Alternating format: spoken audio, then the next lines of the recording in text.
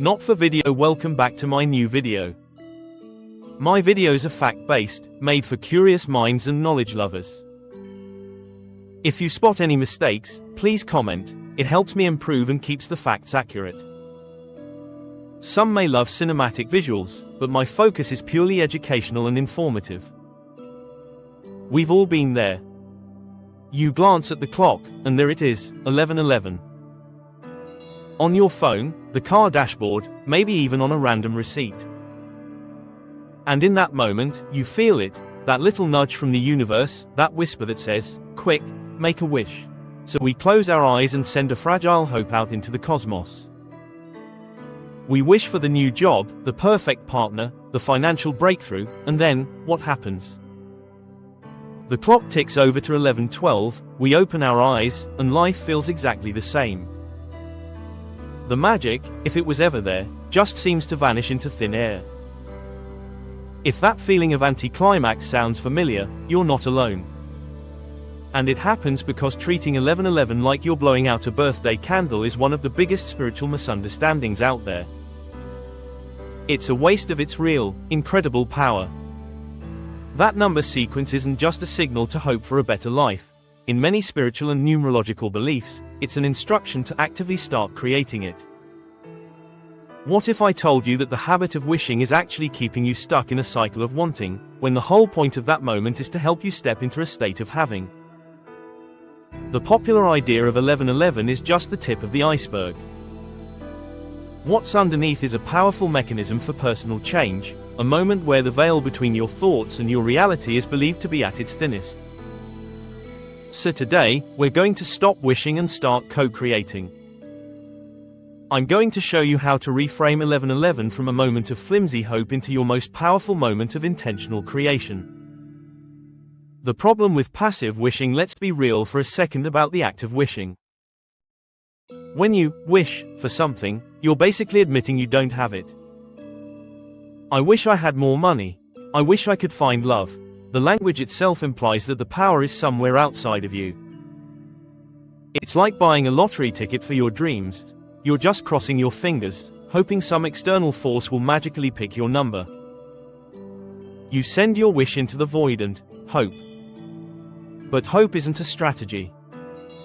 Hope is passive. This is the core reason why your 11:11 wishes feel like they're being sent to a cosmic spam folder. When you make a wish, you are vibrating at a frequency of lack. You are telling the universe, and more importantly, your own subconscious mind, that you don't have the thing you desire. This creates a psychological and energetic state of longing, not of receiving. You're actually reinforcing the very reality you want to escape. Think about it, the feeling of wishing is needy. It's a quiet, desperate plea. Manifestation isn't about pleading. It's about aligning. The core principle behind manifestation is simple. You attract what you are, not what you want. The universe, the quantum field, your higher self, whatever you want to call it, is thought to respond to your energetic frequency, your dominant state of being.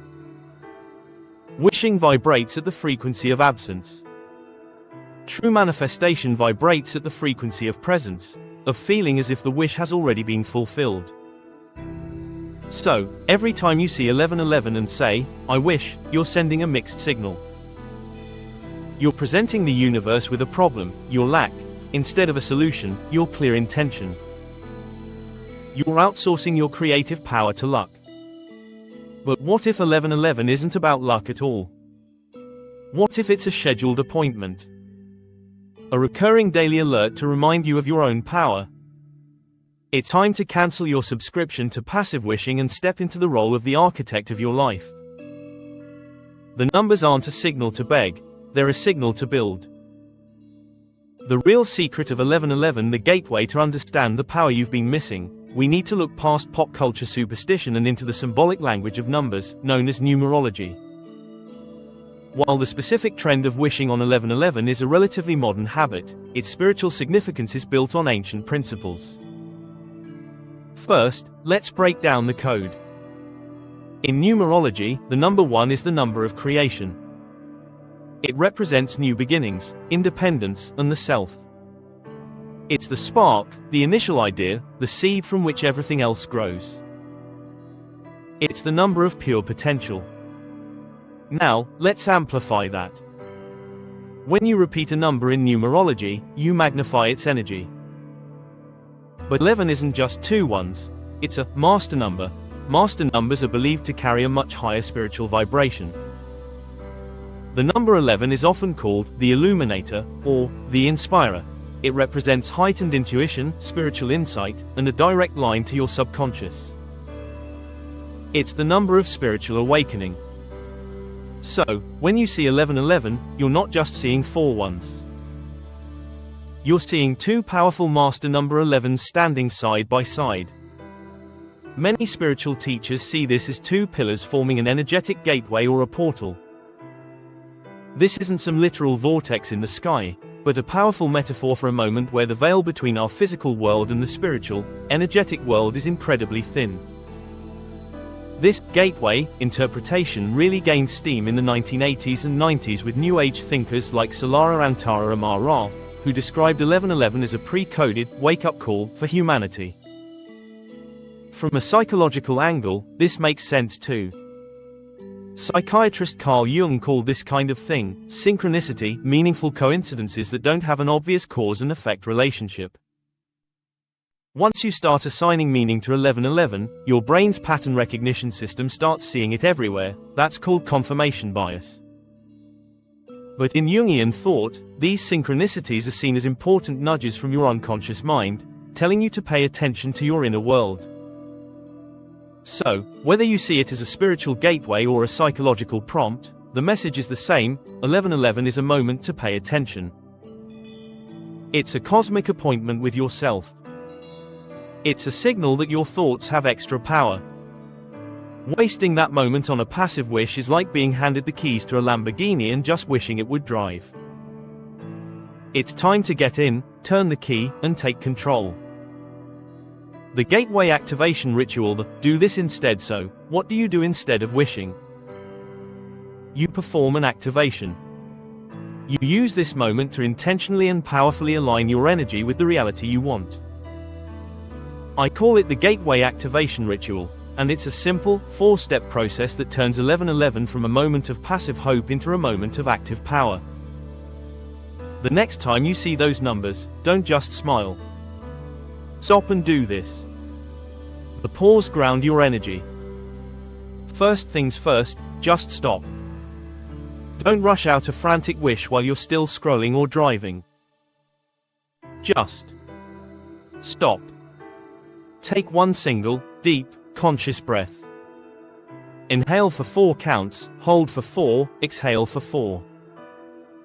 This simple act yanks you out of the chaos of your day and anchors you right here, in the present moment. This is called grounding. You're acknowledging the signal. You're telling the universe, and your subconscious, I'm here, I'm present, I'm ready. This breath is the key that unlocks the door. The declaration: claim your reality. This is where we rewire the whole process. From now on, we are completely ditching the phrase, I wish. Wishing is begging. Instead, you're going to make a declaration. A declaration is a statement of fact from a place of power. You use powerful, present tense phrases like, I am attracting, I am becoming, or, I am calling in. For example, instead of, I wish I could find a loving partner, your declaration is, I am calling in a loving, respectful, and joyful partnership. Instead of, I wish I had more money, your declaration is, I am a magnet for financial abundance and new opportunities. Instead of, I wish my health was better, it becomes, my body is strong, healthy, and vibrant. I am in perfect health. Can you feel the difference? A wish comes from a sense of lack. A declaration comes from a certainty in your soul. You are not asking for permission. You are stating what is. Say it, out loud or in your head, with conviction, as if you're stating an obvious truth. This is the single most important shift you can make. The visualization walk through the gateway. Now that you've made your declaration, it's time to fire it up with your imagination. This is where we use that powerful 1111 gateway metaphor. Close your eyes for just 5 or 10 seconds. In your mind, picture the Numbers chapter 11 verse 11 as two giant pillars of brilliant, white light. See them forming a magnificent doorway right in front of you. Now, see yourself, confident, smiling, walking right through that gateway of light. As you step through, you're not just walking into empty space, you are stepping into the reality you just declared. What does it feel like on the other side? If you declared financial abundance, feel that sense of peace and security in your chest. Feel the freedom of paying your bills with ease. If you declared a partnership, feel the warmth of a hand holding yours. Hear laughter. Feel that sense of joy and safety in your heart. The more real you can make this feeling, the better. Your subconscious mind doesn't know the difference between a vividly imagined experience and a real one. By feeling the emotion of the wish already fulfilled, you are tuning your energy to match that reality right now. You are imprinting this new reality onto your very being. The anchor: gratitude and release. This final step seals the deal. While you're still soaking in those positive emotions from your visualization, you're going to anchor the feeling with gratitude. Say, either in your mind or out loud, "Thank you, thank you, thank you." This isn't a "thank you for hearing my wish." This is a "thank you for the reality that has already been created." Gratitude is the ultimate statement of faith. It signals to the universe that you trust the process completely and know your desire is already here in energetic form. It's the signature on the cosmic contract you just wrote. And then, you do the most important thing of all, you let it go. Drop it. Open your eyes, take one more deep breath, and go about your day. Don't obsess over it. Don't keep checking for results. Don't wonder if you did it right. Obsessing and doubting just creates resistance. It screams, "I don't really have it yet," and cancels out the powerful work you just did. Your job was to place the order with clarity. Now, trust that the kitchen is preparing your meal. The deeper magic why this ritual works, sir. Why is this so much more powerful than just making a wish? Because it's not based on luck. It's a focused technique for personal alignment that works on both a spiritual and a psychological level. From a spiritual or energetic perspective, the ritual is all about vibrational alignment. The belief is that like attracts like. Your reality is just a mirror of your dominant energy. A wish broadcasts a low-frequency signal of, "I don't have this." The gateway activation ritual, on the other hand, broadcasts a high-frequency signal of, "I am this." The pause grounds you, the declaration gives a clear signal, the visualization lets you feel it, and the gratitude locks it in with faith. You aren't asking the universe to change your circumstances. You are changing your energy so that your circumstances have to change to match it. Psychologically, this ritual is basically a life hack for your brain. It works with a network of neurons called the reticular activating system, or RAS. The RAS is your brain's filter. It decides what you pay attention to out of the billions of bits of information hitting you every second. Ever decided you want a specific kind of car, and then suddenly you see it everywhere? That's your RAS at work. You told it that this information is now important. When you perform this ritual, you're programming your RAS with new instructions. By declaring your goal and vividly imagining it, you're telling your brain, "Okay, this is what we're looking for now." Your subconscious then gets to work, filtering reality and highlighting opportunities, people, and ideas that line up with that goal. You'll start noticing things you were blind to before. You'll get intuitive nudges. The ritual turns your mind into a homing missile for your intention. It's a powerful blend of mindfulness and focused intention that primes your entire being for success. So the next time you see 1111, you have a choice. You can fall back into the old habit of making a flimsy wish, or you can step into your power and perform this activation. If you're ready to stop wishing and start living, I have a challenge for you.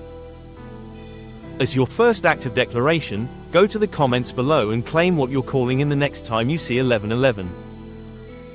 Declare it to the world. Let's make this a collective wave of creation. The universe is always communicating with us through signs and synchronicities. Among them, 1111 is one of the most personal and persistent. Think of it as a recurring appointment in your calendar, a divine nudge to wake you up from autopilot. For too long, we've treated this powerful moment like blowing out a birthday candle. But it's so much more than that. It is not a wishing well. It is a portal. It is not a time for hope. It is a time for declaration. By using the gateway activation ritual, you are no longer a passive bystander in your own life. You are stepping into the driver's seat. You're using this powerful window to give clear instructions to your subconscious mind and to the universe. So don't just wish on 1111. Use it. Step through the portal with clear intention, real feeling, and unshakable gratitude. Your thoughts are the blueprint. This ritual is the moment you break ground. Now go and start building.